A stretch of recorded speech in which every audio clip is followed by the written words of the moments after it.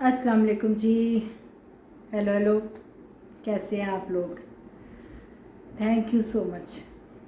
अपने हर व्लॉग्स पे, हर वीडियो में मैं आप लोगों का शुक्रिया अदा करती हूँ, इसलिए कि आप लोग मुझे इतना पसंद करते हैं, मेरी वीडियोस देखते हैं, मुझे मैसेजेस करते हैं और आप लोगों की हौसला अफजाई मेरे लिए बहुत अहमियत रखती है। Thank you so much. बहुत सारे मैसेजेस आ रहे थे मुझे, बहुत सारे मैसेजेस के आगोश के बारे में बताएं। हाय हाय, इतने साल गुजर गए हैं तो क्या याद रहता है सारा कुछ। बहरहाल आप लोगों को अभी तक वो याद है, आप लोग अभी भी देखते हैं, ये मेरे लिए बड़ी खुशी का बायस है और मेरे लिए फ़ख्र की बात भी है कि आप लोग मेरे ड्रामे को अभी तक याद करते हैं और शहरबानों के कैरेक्टर को आप लोग बिल्कुल नहीं भूले और आगोश ड्रामा आपकी यादों में शामिल है। अक्सर लोग मुझे कहते हैं जी हम आपको बचपन से देखते आ रहे हैं। चलिए, थैंक यू सो मच। वैसे मेरा भी वो बचपन ही था, तकरीबन लड़कपन था तो बड़ी छोटी सी एज थी मेरी जिसमें मैंने इतना बड़ा कैरेक्टर किया है, यंग टू ओल्ड। और आपको पता है, जब मुझे आगोश के लिए ऑफ़र आई थी और मैं इस्लामाबाद टीवी सेंटर गई और जब मुझे डायरेक्टर ने देखा, वहाँ के प्रोड्यूसर ने, तो उसने मुझे रिजेक्ट कर दिया बिल्कुल रिजेक्ट कर दिया था उन्होंने मुझे। उन्होंने कहा जी सॉरी, आप तो इस कैरेक्टर के लिए ठीक ही नहीं है क्योंकि आपकी उम्र छोटी है, ये तो बिल्कुल छोटी एज की है, तो ये इस कैरेक्टर में कैसे फिट बैठेगी, क्योंकि वो यंग टू ओल्ड था। अभी ये डिसाइड नहीं हुआ था कि डबल रोल करना है, अभी उन्होंने कहानी कुछ और थी, तो उसके लिए बड़े बड़े नाम सोचे हुए थे उन्होंने। उसमें कुछ फिल्म एक्टर्स भी थे, ड्रामों के में जो उस वक्त के सीनियर्स मंजे हुए आर्टिस्ट थे उनके नाम भी थे। तो बहरहाल पूरा मेरे नाम निकला, मेरी किस्मत में था वो में काम करना, तो उन्होंने मुझे बुलाया। मेरा काम देखा होगा उन्होंने, उन दिनों मैंने दश्त किया था उससे पहले, लेकिन दश्त अभी ऑन एयर नहीं आया था। अभी मैं शूट करवा के आई थी ग्वादर से, तो मुझे जो है ना इसकी ऑफ़र आ गई। तो हाँ, क्योंकि ये 95 में और दश्त जो है 97 में हुआ था और उसी दौरान फिर ये भी चला, ये पहले बल्कि चल गया था, दश्त बाद में चला था। हालांकि दश्त में जो मैंने शूट करवाई थी वो 92 में करवाई थी, 92-93 में, तो ये तकरीबन 95 में होगा, तकरीबन ये, हाँ 93-95 में ये ऑन एयर आ गया था। तो उन्होंने मुझे रिजेक्ट कर दिया। फिर उन्होंने, ज़ाहिर है शक्ल सूरत अच्छी थी, उन्होंने कहा कि नहीं लड़की खूबसूरत प्यारी है तो ये इसको देखते हैं कि इस कैरेक्टर में ये कैसे इसको एडजस्ट किया जाए। फिर उन्होंने मुझे उससे पहले एक टेलीफिल्म करवा दी उन्होंने मुझे, ताकि उनको एक टाइम मिल जाए कि इस पे वर्क करने के लिए और इसमें स्क्रिप्ट में क्या हो सकता है, चेंजेस क्या हो सकती है या कहानी का क्या हिसाब है। बहरहाल क्योंकि जो एक मीटिंग होती है, तो उस टेलीफिल्म में वो जो मेरे नहीं छोटे बेटे का कैरेक्टर किया था जुल्फ़कार शेख, तो उन्होंने मेरे हस्बैंड का रोल किया था उसमें। तो एक बड़ी खूबसूरत सी टेलीफिल्म थी, अब मुझे नाम नहीं याद आ रहा उस वक्त कि वो क्या था उसका। बहरहाल उसके बाद फिर उन्होंने सोचा कि इस पे क्या करना चाहिए। बहरहाल वो जो अदीम हाशमी साहब उनके राइटर थे, तो उन्होंने 3-4 बार जो है इस पे वर्क किया, कभी कुछ हो जाए कभी कुछ हो जाए और मैं वहीं पर थी। खैर एंड ये हुआ कि डिसाइड हो गया, स्क्रिप्ट कंप्लीट हो गया और उन्होंने मुझे उसमें कास्ट कर लिया। उन्होंने कहा कि जी आप ही करेंगी। फिर उसमें था कि शहर बानो की माँ मेहर बानो का कैरेक्टर, और मेहर बानो का कैरेक्टर भी उन्होंने फिर कहा कि क्योंकि ये बेटी है तो उसके पास माँ भी है, माँ का भी यंग टू ओल्ड था, तो उन्होंने कहा जब ये करना तो आप ये भी करेंगी। अब मेरे लिए तो बड़े चैलेंज की बात थी, और मैं तो सच्ची पूछे तो बहुत घबरा गई थी उस वक्त कि ये इतना बड़ा कैरेक्टर मैं कैसे कर पाऊँगी, और उसमें यंग टू ओल्ड है, ओल्ड कैरेक्टर भी करना है, और बड़े बड़े बच्चे, आपकी भी उम्र से बच्चे, उस वक्त जो मेरे बच्चे उन्होंने बड़े किए थे ना जब ओल्ड एज में, तो वो मेरी एज से भी बड़े बच्चे थे। बहरहाल फिर ये काम शुरू हो गया। तो बाकी आपको तो पता है ना कि आगोश की क्या कहानी थी, आप लोगों ने देखा भी है कि किस तरह एक चरवाहे की बेटी होती है, और उसका एक क्या कहते हैं पसंदीदगी उनकी शुरू हो जाती है। शाह बाबा एक कैरेक्टर था उसके साथ, फिर वो उनकी शादी नहीं हो पाती, वो गरीब और लड़की होती है। फिर वो मेहर बानो का कैरेक्टर था। फिर उसके बाद उसकी शादी कहीं और हो जाती है, फिर वो शहर चली जाती है, वहाँ घरों में काम करती है क्योंकि गरीब लड़की होती है। तो उसकी एक बेटी होती है शहर बानो, और वहीं पर फिर जो है कहते हैं ना कि हाँ वो जो अमीर घरों में काम करती है, तो वहाँ कुछ औरतें होती हैं उनको पसंद आ जाते हैं। अपने निखट्टू भाई जो उनका निखट्टू भाई था उसके लिए उनको एक खूबसूरत अच्छी लड़की चाहिए थी जो उनके घर के काम भी करे, जो एक टिपिकल नंदों का या उस तरह उस वक्त की जो उन्होंने 2 नंदे मेरी बनाई हुई थी उस वक्त उसमें। बहरहाल बड़ी जालिम किस्म की नंदे दिखाई थी, ऐसी होती नहीं है। वैसे मैं ख़ुद भी नंद हूँ और मैं बहुत अच्छी नंद हूँ तो वो फिर चला इसी तरह, और वो सारी कहानी तो आपको पता है, अभी इतनी ज़्यादा मुझे याद कोई नहीं है। मेरे बड़े अच्छे अच्छे वाक़यात उसमें गुज़रे हैं। हाँ, एक वाक़या मैं आपको बताती हूँ, वो वाक़या मैं कभी ज़िंदगी में नहीं भूल सकती, कभी भी नहीं। याद है उसमें आपको एक सीन था जिसमें हज़रत इमाम बरी सरकार के दरबार पे जाती है और जाके दुआ मांगती है, 2 दफ़ा जाती है। तो जब उसके बच्चे गुम हो जाते हैं तो ये सारा सिलसिला होता है। तो जब हम वहाँ गए ना तो वहाँ पर लोग इकट्ठे हो गए, बहुत रश हो गया, तो उन्होंने हमें औकाफ में बिठा दिया कि एक कमरे में ना ये अलग से कि आप यहाँ बैठ जाएं, और तब तक वो सारा इंतज़ाम करे, क्योंकि रश बहुत ज़्यादा हो गया था। तो वहाँ फिर कुछ लोगों ने कहा जी हमने मिलना भी है, हमने बानो से मिलना है, हमने शाह बाबा से मिलना है। तो उसमें कुछ औरतें भी आईं, तो कुछ नीतू ते सानू बहुत रुआया है, रुआ रुआ के मार छड़िया। मैं कहा जी मैं तो आप रोंदी रही हूँ, मैनू कि दस रहे हो तो वो फिर उसके बाद एक बुज़ुर्ग आए वहाँ पे, तो बाबा जी थे सफ़ेद दाढ़ी, वो मुझे आज तक नहीं भूले बाबा जी।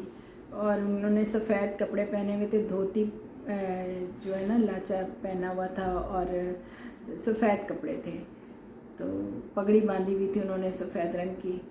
तो आए तो उन्होंने शाह बाबा से मिले, जो नसीम कुरैशी साहब जो कैरेक्टर कर रहे थे उनको मिले, मुझे आके मेरे सर पे प्यार दिया और कहा पुत्र मैं बरी सरकार ते दुआ की है कि अल्लाह करे तेरे बच्चे तेनों मिल जान और तेरिया सारिया मुश्किल हल हो जान मैं हंस पड़े, सारे हंसना शुरू हो गए कि बाबा जी ये तो ड्रामा है, आप इसको हकीकत समझ रहे हैं, ये ड्रामा है बाबा जी, ये एक्टर है ने काम कर रहे। तो कह रहे पुत्र सानू की पता, असी तो सच ही समझने हैं देखे कैसे सादे लोग थे, और उनकी सादगी देखे कि वो बाबा जी समझ रहे थे कि ये हकीकत है, वाकई हकीकत है। जब भी टीवी पे कोई ड्रामा चलता था, लोग अक्सर जो होता था उस कैरेक्टर को हकीकत की नज़र से देखते थे। आज भी ऐसा ही है, जो मुख्तलिफ़ कहानियाँ चलती हैं उसमें वो समझते हैं जैसे ये हकीकत के करीब है।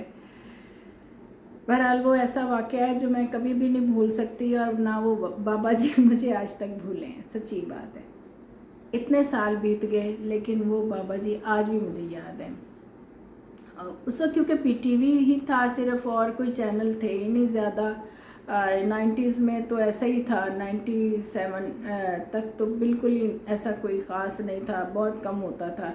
ये पीटीवी ज़्यादा चलता था। फिर उसके बाद दूसरे चैनल्स आहिस्ता आहिस्ता आने शुरू हो गए, प्राइवेट प्रोडक्शन ज़्यादा चलनी शुरू हो गई, तो फिर सिलसिला चल पड़ा। और पहली प्राइवेट प्रोडक्शन दश्त थी जो लाहौर से उन्होंने किया था, लेकिन उसकी सारी शूट गवादर में हुई थी। और उसके डायरेक्टर और प्रोड्यूसर अल्लाह बख्शे आबिद अली साहब मरहूम थे, जो हमारे बड़े सीनियर और मंजे हुए आर्टिस्ट थे, और उनका सारा था। बहरहाल ज़िंदगी ऐसी ही है, कभी हकीकत कभी ख्वाब, तो ड्रामे भी ऐसे ही होते हैं। ये जो जितनी भी कहानियाँ होती हैं ये सारी कुछ हकीकत के करीब होती हैं, कुछ जो है आपकी क्या कहते हैं सुहाना ख्वाब होता है जो हर राइटर के जहन में होता है कि ये ऐसा हो जाए तो ऐसा हो जाए, वो जोड़ तोड़ के तो ये सारी कहानियाँ बनती हैं। लेकिन ज़िंदगी की हकीकतें ज़्यादा तल्ख और ज़्यादा खुशी वाली होती हैं, क्योंकि जो हकीकत में आपके साथ खुशी और गम और वो क्या कहते हैं वाक़यात होते ना, वो तो वही जानता है जिस पे बीतती है। बहरहाल मुझे उस वक्त कुछ लोग मिलते भी थे जब मेरा आगोश था ऑन एयर गया। कई लोग मुझे मिलते थे, कहते थे कि ये जो आगोश ड्रामे की कहानी हमारी ज़िंदगी के साथ बहुत मिलती है। कुछ लोग कहते थे कि हमारे साथ ऐसा हो गया, कुछ लोग कहते थे हमारे साथ वैसा हो गया, और कुछ औरतें कहती थी कि हमारे साथ भी हमारे नंदों ने ऐसा किया, कुछ कहते थे हमारी सास ने ऐसा किया, कुछ कहते थे हमारी बहुओं ने ऐसा किया। तो ये तो ज़िंदगी की हकीकतें हैं। बात यह है कि रिश्ते सारे बहुत प्यारे होते हैं, चाहे वो माँ बाप का है, बहन भाइयों का है, सास का है, बहू का है, नंदों का है, बहनों का है, देवरों का है, भाइयों का है। ये सारे रिश्ते बहुत प्यारे हैं। औलाद के रिश्ता बहुत खूबसूरत रिश्ता है जो सबसे करीब है। तो रिश्ते तो सारे प्यार के होते हैं, जब तक प्यार रहता है सारे रिश्ते अपने होते हैं, प्यारे लगते हैं। लेकिन जब वही प्यार गलत फहमियों में और झगड़ों में और क्या कहते हैं हसद में, बुग़्ज़ में निकल जाए तो वो प्यार प्यार नहीं रहता, वो फिर ज़िंदगी की तल्खी आ जाती है, अज़ियत बन जाती है। वो रिश्ता ही अज़ियत बन जाता है जब आप को किसी रिश्ते से कोई तकलीफ़ पहुंचती है। तो कहते हैं ना, अल्लाह पे भरोसा रखना चाहिए। हकीकत ये है कि प्यार से रहें, क्योंकि ज़िंदगी का कोई भरोसा नहीं है, आज है कल नहीं है। किसने रहना है, ना इधर पैसा रहना है, सब कुछ इधर रह जाना है, सब कुछ। तो जो साथ जाएगा वो आपका अमल है, आपके अमाल हैं जो आपके साथ जाने हैं, और वो यादें और प्यार और मोहब्बत है जो बाद में लोगों ने याद रखना है। और शायद उसी प्यार और मोहब्बत पे अल्लाह ताला शायद हमें बख्श दे, ये भी हो सकता है। बहरहाल ज़िंदगी बहुत खूबसूरत है, इसे प्यार मोहब्बत से गुजारिए। और अगर किसी से नाराज़ हैं तो मान जाइए, उसे माफ़ कर दें, गले लगा लें उसे। सारे रिश्ते जो होते हैं वो ऐसे ही मासूम होते हैं। हाँ, अगर कोई किसी पर जुल्म करता है या उसके साथ बहुत ज़्यादा जुल्म और ज़्यादती करता है तो वो नाकाबिले माफ़ी होता है। बेहतर है उससे आप दूर हो जाएं। ये सबसे अच्छी बात है कि आप दूर हो जाएं, उससे तमाम रिश्ते तोड़ दें और हट जाएं आप एक साइड पे। लेकिन कोशिश यही करें कि अगर छोटी मोटी गलतफहमियां हैं, जो छोटी मोटी नाराज़गियाँ हैं, तो वो एक दूसरे के साथ हल कर लें। कुछ रिश्ते बहुत खूबसूरत हैं, अल्लाह पाक ने बनाए। तो अल्लाह करे, अल्लाह पाक आप सब लोगों को खुश आबाद रखे, इसी तरह खुश रहें, सलामत रहें आप लोग। आप लोगों से बातें करके बहुत अच्छा लगता है। मेरा क्या है, मैं तो बोलती रहूँगी इसी तरह, अपनी वीडियो और व्लॉग्स बनाती रहूँगी आपके साथ। पहली बात ये कि मेरी याददाश्त बहुत ऐसी है कि मैं तो कल की बात याद नहीं रखती। मुझे जो है ना पास्ट बिल्कुल याद नहीं रहता ज़्यादा मैं भूल जाती हूँ, क्योंकि मैं उसमें खुशी की बातें इंसान को याद रखनी चाहिए, लेकिन जो तलखियाँ होती हैं बेहतर है भूल जाए।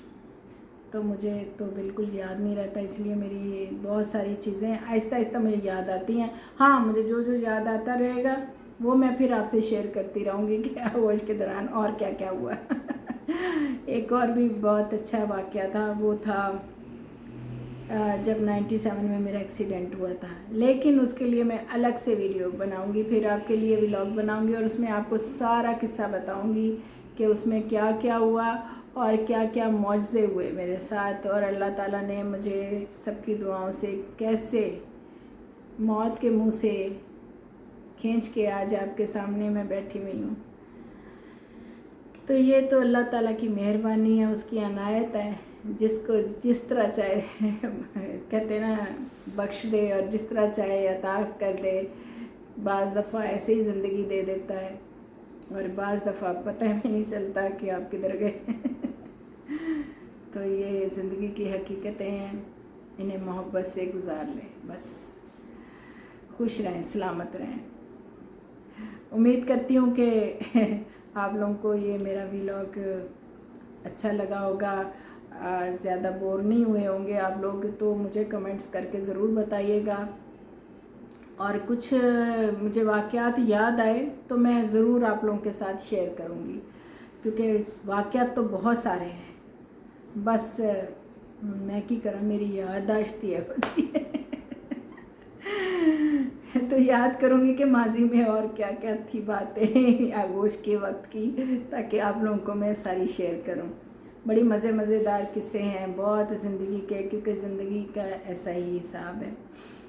तो चलें जी, आप लोग भी बताइएगा मुझे ज़रूर, और फिर इंशाअल्लाह ताला अगले व्लॉग में आपके साथ मुलाकात होगी। खुदा हाफिज़, खुश रहें, सलामत रहें, आमीन।